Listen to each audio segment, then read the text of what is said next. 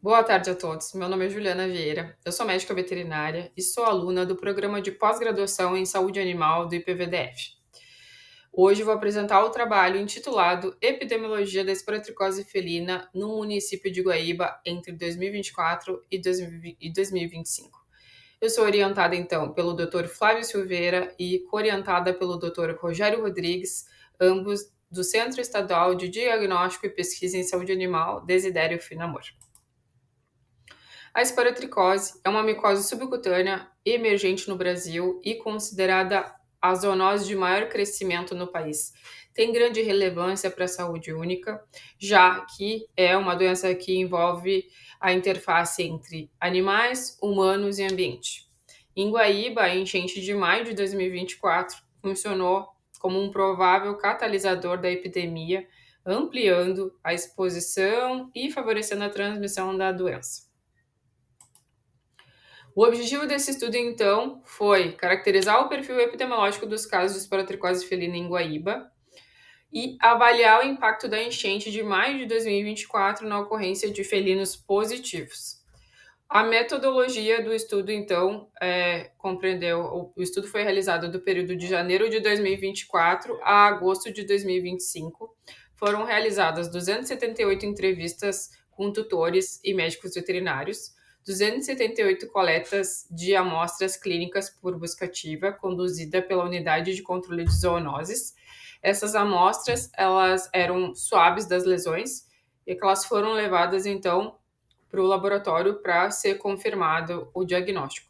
O diagnóstico, então, foi por meio de cultivo micológico e microcultivo. Os resultados preliminares, então, do estudo mostram que houve um aumento significativo nos casos pós-enchente. Então, até maio de 2024, haviam 4 casos relatados, confirmados de esporotricose felina na cidade de Guaíba. E após a enchente, então, houve um aumento, houveram 85 novos casos. Tá? Então, de setembro de 2024 até agosto de 2025. Isso representa um aumento de 2.125%. Com relação ao perfil dos gatos com esporotricose, nós podemos ver que a maioria, então, são machos, animais não castrados, adultos jovens, de idade, então, de 1 a 6 anos. Com relação ao score corporal, a maioria apresentava peso ideal. E, em segundo lugar, eles foram classificados como magros no score corporal. E com relação ao comportamento, a grande maioria era manso, né? E em segundo lugar ali, os foram classificados como ariscos. Características, então, das lesões. As lesões, a grande maioria, então, tinha evolução de menos de 3 meses de idade.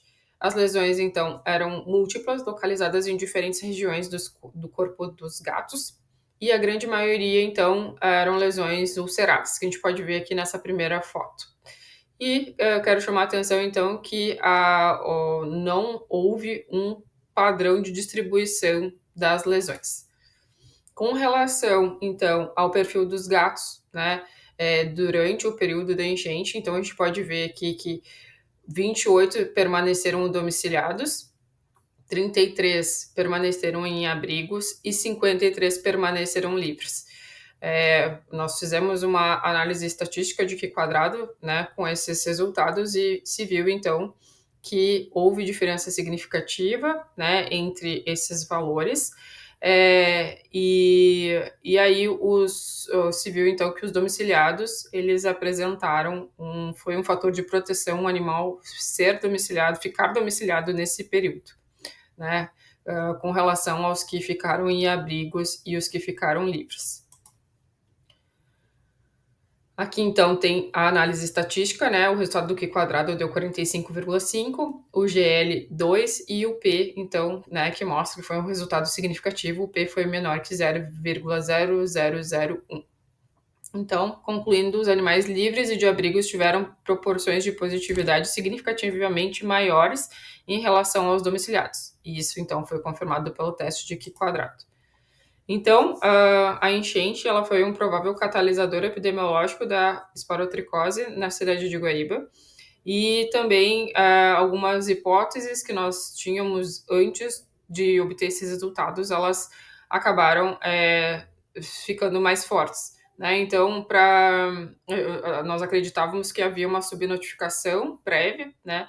E com esse aumento expressivo, então de 2.125%, realmente haviam casos, só que eles não eram não eram notificados e também não estavam dentro da pesquisa do médico veterinário que estava conduzindo, né? Então, sim, havia essa subnotificação prévia. A questão da dimensão ambiental, então, se sabe que a gente conseguimos ver que a enchente ela foi um fator importante na disseminação dessa doença no município, e como a gente sabe que as catástrofes climáticas, infelizmente, elas vão ser mais comuns, né?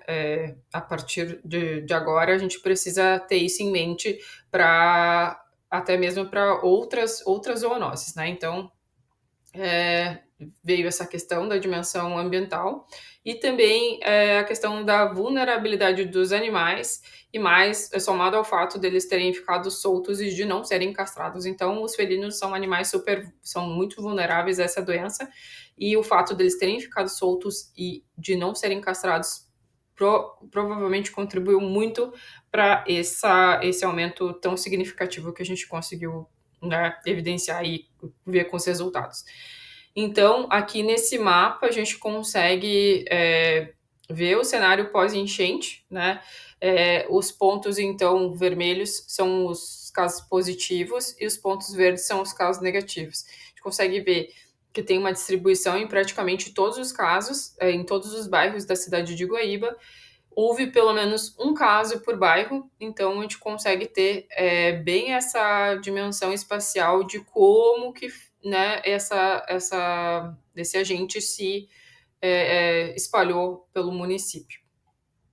Então, com relação às conclusões, né, a enchente de maio de 2024, ela foi um fator importante para a expansão da epidemia da esporotricose no município de Guaíba. As informações que nós obtivemos, elas são de extrema importância, né, principalmente com relação ao perfil epidemiológico dos felinos, para que sejam elaboradas, então, medidas de controle, né, dessa doença, e que, principalmente, para que medidas efetivas sejam elaboradas. Se vê também, né, fica evidente a necessidade de vigilância integrada e políticas públicas municipais e estaduais para o controle dessa doença. Então, como eu já comentei anteriormente, essa é uma doença que ela afeta os 3 pilares da saúde única, então, a saúde animal, humana e ambiental. Portanto, a vigilância também precisa abranger esses 3 pilares e, portanto, precisa ser integrada.